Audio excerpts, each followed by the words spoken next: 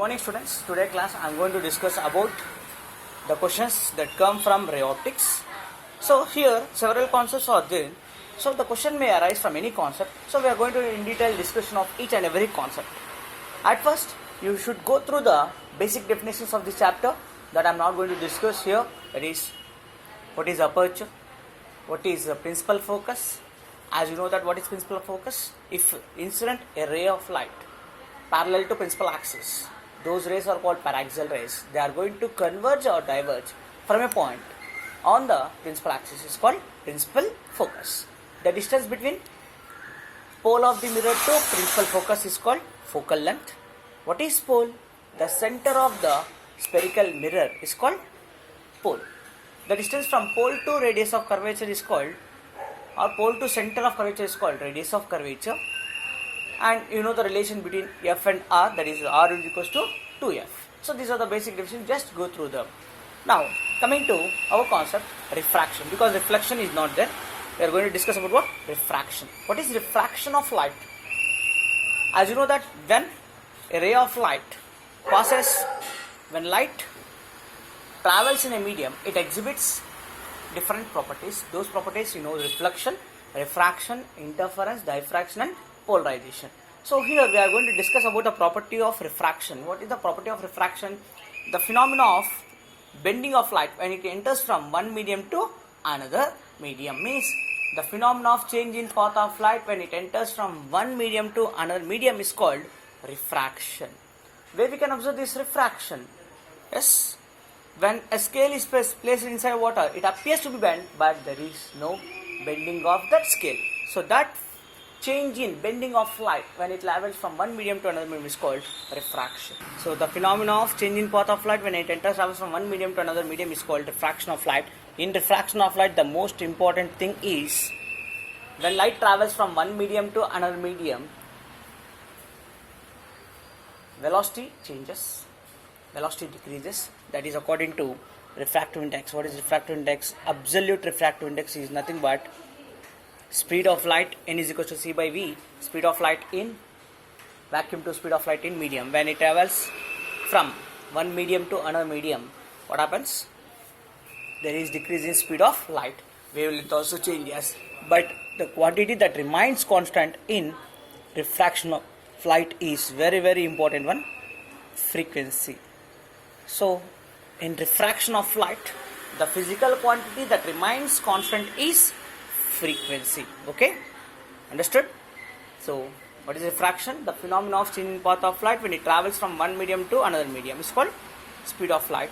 When light travels from one medium to another medium, its speed or velocity will changes according to the refractive index, as well as which property will remain constant? Frequency. So speed and wavelength will changes, frequency remains constant. What are the laws of refraction? There are two laws of refraction, that is, first one is what? The incident light, the refracted light, and the normal at the point of incidence lie along the same plane. And one more property is what? Snell's law. What is Snell's law? Is very simple. When light enters from one medium to another medium, means n2 by n1, or n21 is nothing but sine of angle of incidence to sine of angle of refraction is constant for a pair of medium, that is equal to refractive index of that respective medium. First law is what? The incident ray, the reflected ray, and the normal at the point of incidence lie along the same plane. Second one is what? Snell's law. Okay, so these are the two laws of refraction. First one is what? The incident ray, refracted ray, and the normal at the point of incidence lie along the same plane. The ratio of sine of angle of incidence to sine of angle of refraction is constant for a pair of medium. This is also called what? Snell's law. Snell's law of refraction. Okay, right. Next, the effects of refraction. Now we are going to discuss what is a lateral shift. When a light incidence on a refractive medium, we have observed that there is some distance between perpendicular between incident ray and emergent ray, that is called lateral shift. So what we can say, that the perpendicular distance between incident and emergent ray is called what? The perpendicular distance between incident and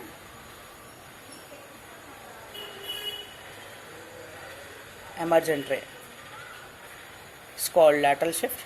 The formula for this one is T is thickness of the medium, sine of I minus R by cos R. So this is called this definition of lateral shift. Very simple definition. The perpendicular distance between incident ray and emergent ray is called lateral shift.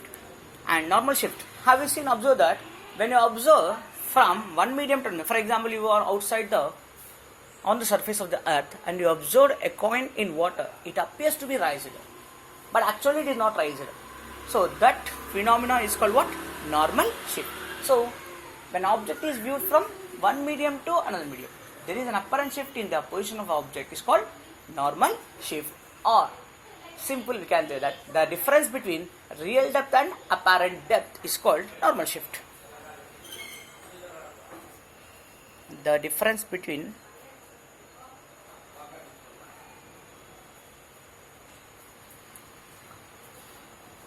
real depth and apparent depth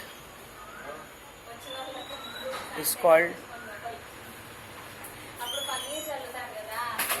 normal shift. Normal shift is represented by the letter y. Y is equals to u minus v, where u is called real depth and v is called apparent depth.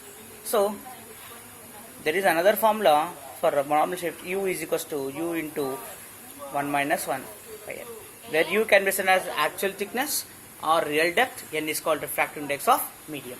So this is about the questions based on refraction. Next one is critical angle. What is critical angle? So it is the angle for which it is the angle of incidence in denser medium for which angle of refraction is 90 degrees. Means, have you observed in total internal reflection the phenomenon? That is what? It is the angle of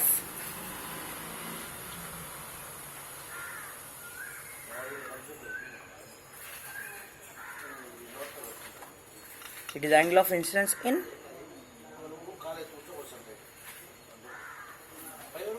denser medium for which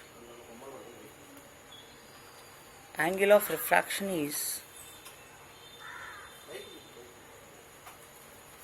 90 degrees in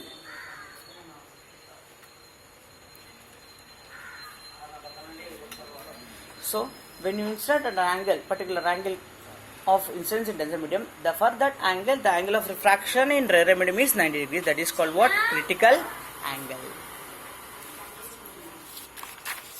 So there's the relation between refractive index and critical angle. We can easily form n2 by n1 is equals to sin I by sin R. So rarer medium refractive index, if we take that 1 and denser medium refractive index is n, sin I means the angle of incidence considered as critical angle. You can take I or IC. The angle of refraction how much? 90 degrees. So the relation is n is equals to 1 by sin IC. So the relation between refractive index and critical angle is what? N is equals to what? Sin 1 by sin IC. Next one. Total internal reflection. So this is the phenomenon that exhibited by light. That is what? When light is incident from denser medium to rarer medium, what happens at particular angle means more than angle of incidence, the total light reflects back into same medium. Actually it should refract, but what happens here? Reflecting back into same medium. That phenomenon is called total internal. When light is incident from denser medium at the interface separating denser and rarer medium, more at an angle more than critical angle, then the total light reflects back into same medium. That is called what? Total internal reflection. So that is the definition of total reflection. What is that? When light is incident from denser medium at the interface separating, when the light is incident at the interface separating denser and rarer medium at an angle greater than critical angle, the total light gets reflected into same medium. That is called what? Total internal reflection. So here definition is important. Conditions for reflection, very very important for 2 marks. when the light gets totally reflected back, actually it should refract. What happens here? It is reflecting back into same medium. When the light should travel from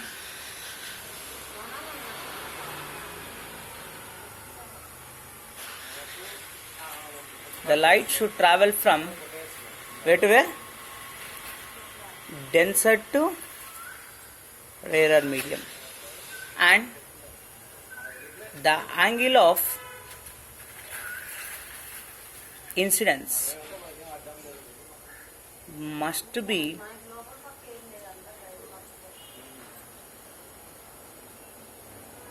greater than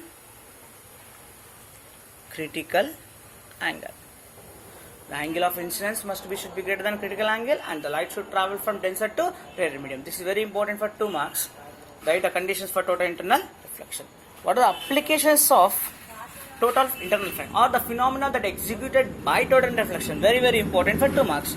First one is the brilliance of diamond. Brilliance of diamond. The brilliance of a diamond is because of total internal reflection. Next, mirage.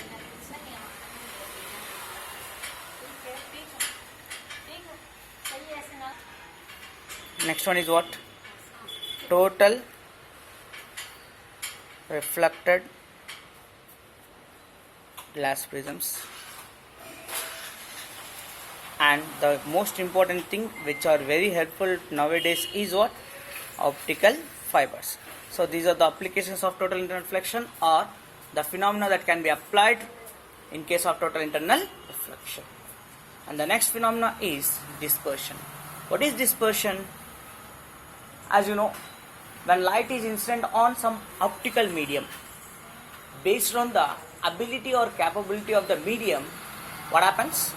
The light is going to disperse, because the white light is the combination of 7 colors. So some has the ability to deviate or to disperse, and some doesn't. So that ability of the medium is called what? Dispersion. What is dispersion?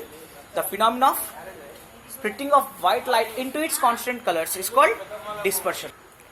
The splitting of white light into its constant colors is called what? Dispersion. As you know that these colors are dispersed, and if you arrange these colors in an orderly arrangement of wavelengths spectrum, the orderly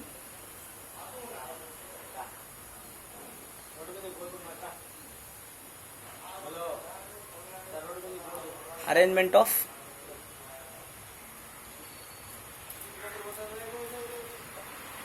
wavelengths of dispersed light is called spectrum. What is dispersive power? As we said that previously, it depends upon the nature of the medium that light is going to disperse. So how can we define dispersive power? It is defined as the ratio of angular dispersion to mean deviation. So what we can say that? It is defined as the ratio of angular dispersion to mean radiation. Means a mean deviation. It is defined as the ratio of angular dispersion to mean deviation. Next phenomenon is rainbow. Rainbow, we have seen that when it forms, when rain is falling, right? Yes. So how the rainbow is formed? Rainbow is formed because of the combined effect of dispersion, refraction and reflection of sunlight by spherical water droplets of rain. So the light has to undergo these 3 phenomena. What are the 3 phenomena? Dispersion, reflection and refraction, as well as total internal reflection. If it undergoes all these combined effects, then we get a rainbow on the other side of sun, opposite side of sun, when the rain is falling. So this phenomena has to be executed by spherical water droplets of rain. So that acts as dispersive medium. So rainbow is a natural phenomena due to the combined effect of dispersion, refraction and reflection of sunlight by spherical water droplets of rain. So how is rainbow formed? Rainbow is a natural phenomenon formed due to the combined effect of dispersion, reflection and refraction of sunlight by spherical water droplets of rain. So in the formation of rainbow, so we have 2 types of rainbow we get.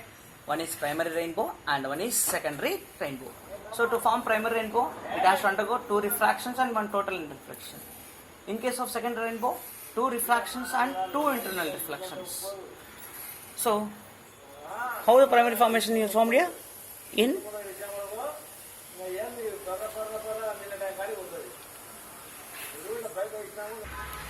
primary rainbow, how many phenomena undergoes? 2 refractions and 1 total internal reflection. In second rainbow, 2 refractions and total internal reflections. So, in primary rainbow, red color is on top and violet is at the bottom. In second rainbow, reverse. Red color is on bottom and violet is on the top. So, if you write this information, that's enough how the primary rainbow and second rainbow will form. Okay, next one. What is lens? The basic question. Lens is an optical medium bounded by 2 surfaces such that at least one of them should be spherical. Means what? Either 2 spherical surfaces or 1 spherical and 1 plane surface. So, lens is an what? Optical medium bounded by 2 surfaces such that at least one of them should be spherical. If it is both are plane, it is not considered as a lens. At least one surface should be spherical. Then only we can consider what ma lens. Lens is an optical medium bounded by 2 surfaces such that at least one of them is spherical in shape. Next, power of lens. Very, very important question. In this chapter, this question has been repeated so many times. They can ask define power of lens. How the power of lens can be increased, or what is the relation between power and focal length. So like this, all the things same answer. What is power of lens? It is defined as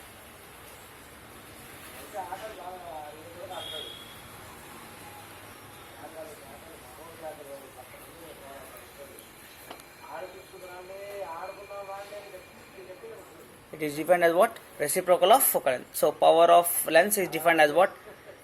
P is equals to 1 by F. So SI unit.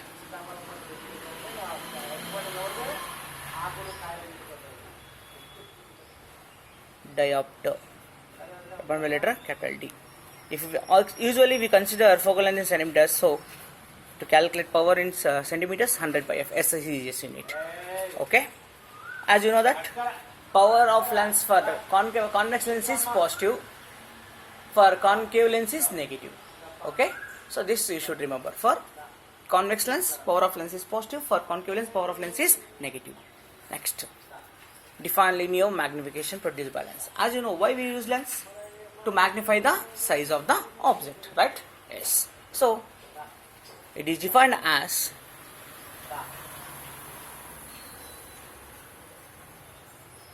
ratio of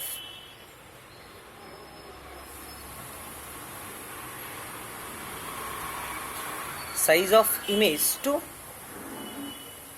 size of object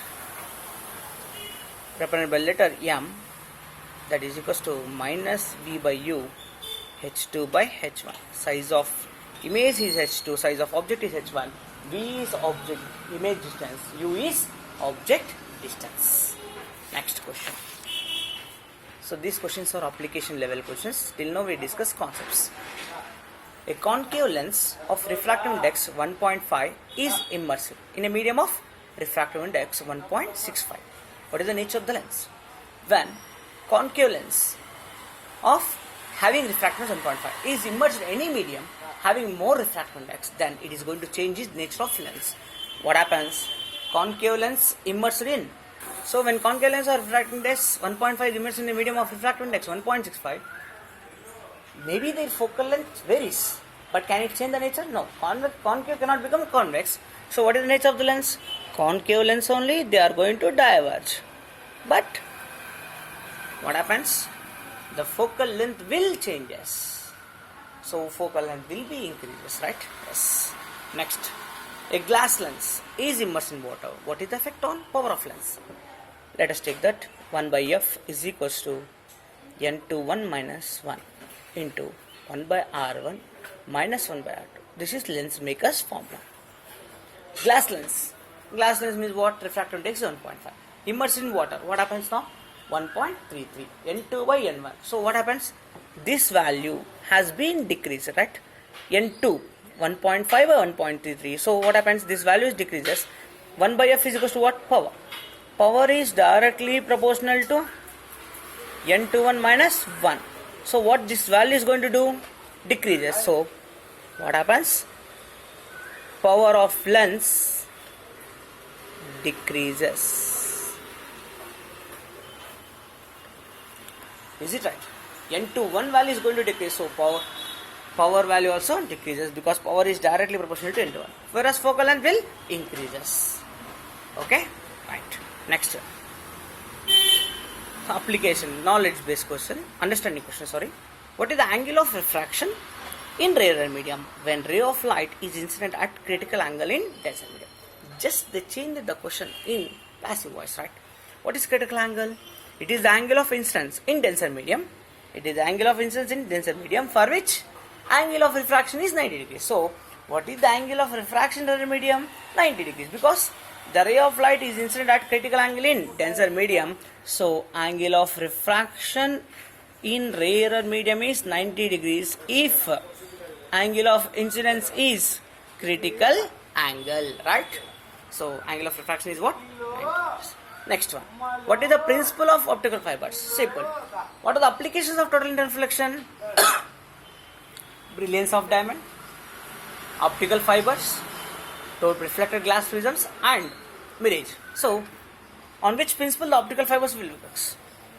Simple concept, that total internal reflection. That's it. Next.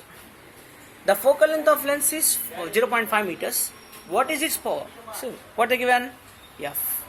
F is equals to 0.5 meters. They are not given in centimeters. So, power is equals to what? 1 by F. What is F? 0.5. So, power is equals to plus 2D. They have not given whether the lens is concave or convex. If it is concave, we take negative. If it is convex, positive. They have not mentioned, so no need to mention here. So, the power is equals to what? 2D.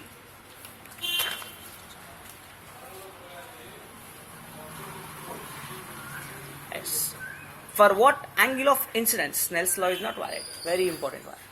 When the angle of incidence is 0, refraction also 0. So, the ray is not going to refract. If there is no refraction, Snell's law cannot be applied. So, for angle of incidence 0 degrees, Snell's law is not valid. Okay, next, 23rd. The focal length of equiconvex lens. See, equiconvex. They said that two lenses are made up of convex lens. Is equal to its what? Radius of curvature. What is the value of refractive index of the medium? So let us take the lens maker's formula. What is 1 by F is equals to N21 minus 1 equiconvex 1 by R1 minus 1 by R2. So if they said that equiconvex is R1 is R, R2 is minus R, and according to the question, the focal length of the lens is equal to what? Radius of curvature. Substituting all these values from equation 1. 1 by R is equals to N 2 by 1 minus 1 into 2 by R. 2 cancel, right? So, N21 minus 1 or N2, refractiveness of glass or anything, is equals to what? 1 by 2. So, N2 is equals to 1 plus 1 by 2, nothing but 1.5. So, we have to read the question carefully. What that? The focal length of convex lens is what? Equal to radius of curvature. Then what is the value of refractive index of material? Lens maker's formula, R1 is equals to R, R2 is equals to minus R, F is equals to R according to the question. Substituting that values, we get refractiveness of glass is what? 1.5. Next one. Two converging lenses of equal focal length are placed in contact. What is the focal length of the combination? Both are what? Converging lenses. So, of equal focal length, F1 is equals to F, F2 is equals to F, right? What is the formula? If they are not separated, 1 by F1 plus 1 by F2. Both are having same focal length, 1 by F plus 1 by F. What do you get? 2 by F. So this can that F dash or F thing, right? F dash is equals to what? F by 2. They said that two converging lenses, that means convex lenses, having same focal length, are placed in contact. What is the focal length? F1 is equals to F, F2 is equals to F. Substituting these values, you get 2 by F, F dash is equals to what? F by 2. Next, same question. Two lenses are converging. One is converging and the other is diverging. Each of focal length or f are placed in contact. What is the power of the combination? So 1 by f is equals to 1 by f1 plus 1 by f2. f1 is equals to f because convex lens. f2 is equals to minus f because diverging lens. Power formula, P is equals to P1 plus P2. So 1 by f1, nothing but P1, right? P. This is also P, but opposite. So the effective power of this lens is what? 0. Next. Three lenses of powers 1D, minus 1D and 2D are kept in contact. What is the effective power of the combination? Very simple. P is equals to P1 plus P2 plus P3. 1 minus 1 plus 2. So 1 1 cancel. The power is what? Plus 2D. That's it. Next. An object is kept at a distance of 10 centimeters from a lens whose magnification is 1.5. At what distance from the lens image is formed? So magnification is 1.5. Object is placed at a distance before the lens, so the distance should be minus 10 centimeters. What is the formula for magnification in lens?